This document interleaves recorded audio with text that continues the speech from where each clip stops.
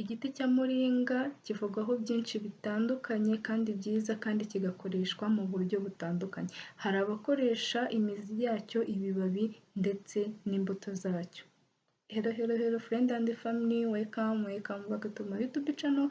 Ikaze cyane kuri Donna Official. Nitwa Donatilla, benshi bakaba banzi ku izina ya Tadine.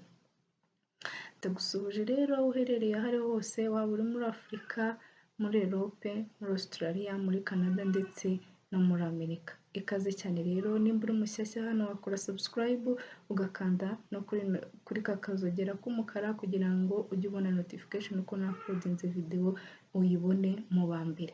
Uno munsi rero tugiye kuganira ku giti cya moringa. Tugiye kureba ibyiza byacyo, turebe na zimwe mu ngaruka mbi zakugiraho. Ariko aka kanya moringa cyangwa se igiti cya moringa gifitemo vitamine C, kikagiramo D na E, ikaba ifite potassium, antioxidant na fibre. Ibyiza rero by'igiti cya moringa, icya mbere ni uko ituma uruhu rwawe rudasaza. Icya kabiri, ituma cyangwa se irinda diyabete. Waba ufite isukari nyinshi mu maraso, ituma isukari igera ku rugero wagakwiriye kuba ufite mu mubiri, ikarinda umuvuduko w'amaraso. Ikindi kintu ikora moringa, ituma utibagirwa cyangwa se ituma ubwonko bwawe buhora buri fresh cyangwa se bwibuka. Ikindi kintu moringa ituma cyangwa se yongera immunity zawe cyangwa se ikaboostinga immunity zawe. Ahangaha ni ukuvuga ngo iyo abasirikare ari bake mu mubiri, ni ukuvuga ngo uba ufite ibibazo cyangwa se uba ushobora kurwaragurika cyangwa se indwara nyinshi zakwataka. Rero nimba utari uzi kino giti cya moringa, nagushishikariza kugishaka ukagikoresha ku buryo utakongera cyangwa se wirinda kurwaragurika. Ikindi kintu moringa ikora igihe wayifashe neza, igabanya umubyibuho. Ku bantu babyibushye rero nagushishikariza gufata kino giti cya moringa. Ikindi kintu, irinda kanseri. Ku bamama bajya barwara kanseri z'inkondo z'umura, ituma izo kanseri zitaboneka cyangwa se izineutraliza. Rero kino giti cya moringa rero gifasha gusukura amaraso mu mubiri. Ikindi kintu moringa ikora, ituma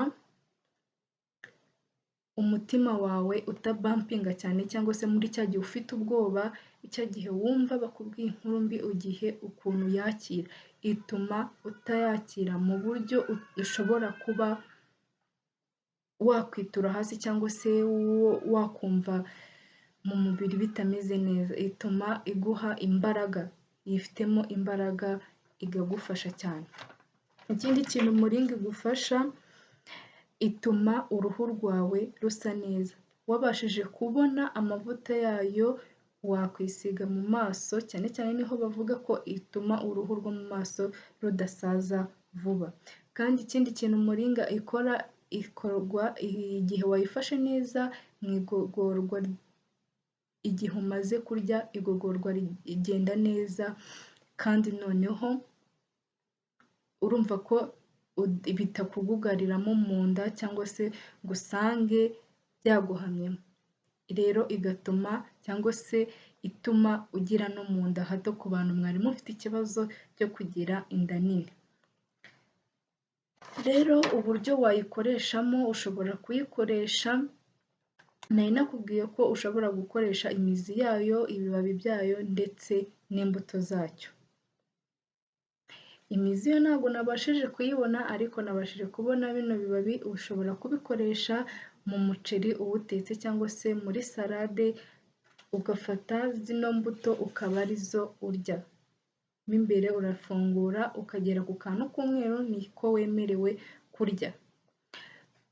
Ikindi kintu rero, mu gihe ubonye n'amakaroni ushobora gutekamo bino bibabi, cyangwa se ukaba wabiteka mu bishyimbo nk'imboga.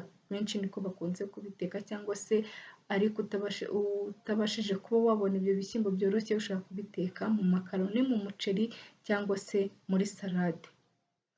ubashije kuba wabona powder yayo ushobora kuyikoresha mu bintu by'amasosi cyangwa se ukaba wayinywa mu cyayi. Ikindi kintu rero mu gihe utwite, ku bantu b'abamama bashobora kuba batwite ntabwo wemerewe gufata ino muringa, cyangwa se ku bantu bitegura kubyara, mbega umumama utwite cyangwa se wenda kubyara muri iyo periyode ntabwo wemerewe gufata kino giti cya muringa. Ariko nimba udafite icyo kibazo cyangwa se ntabwo nabyita ikibazo, ni ugutwita ni umugisha, ariko nanone mu gihe utari muri iyo periyode ni ubwo wemerewe gufata kino giti cya muringa. Rero zimwe mu ngaruka nziza twazibonye, ingaruka mbi rero ni uko utagifata uri muri iyo periyode nakubwiye, ariko mu kindi gihe icyo ari cyo cyose wakagombye kukirya. Ariko nanone ku bantu bakoresha imbuto zacyo ntabwo wemerewe kurenza utubuto 10 ku munsi. Mbere na mbere iyo umuntu akirya uri umutangizi ukirya wumva kibishye, ariko uko ugenda ukimenyera ugenda wumva kiryoshye, ariko nugitangira ntuzarenze utubuto 10 ku munsi. Nagushishikariza kureba kino gihingwa cyangwa se kino giti cya muringa ahantu wakibona aho ari hose, cyangwa se nawe ukakiterera iwawe. Ni cyiza cyane rero, kandi twumvishe zimwe mu ndwara cyaturinda. Kimwe cyangwa bibiri wateye muri ino video, ma like, ma comment kugira ngo mbashe gukora izindi video. Mwakoze cyane rero gutangirana nanjye ino video mukagera tuyirangije. Nimba uri mushyashya hano nagusabaga gukanda subscribe, kandi nawe wayikoze warakoze cyane. Don't forget subscribe.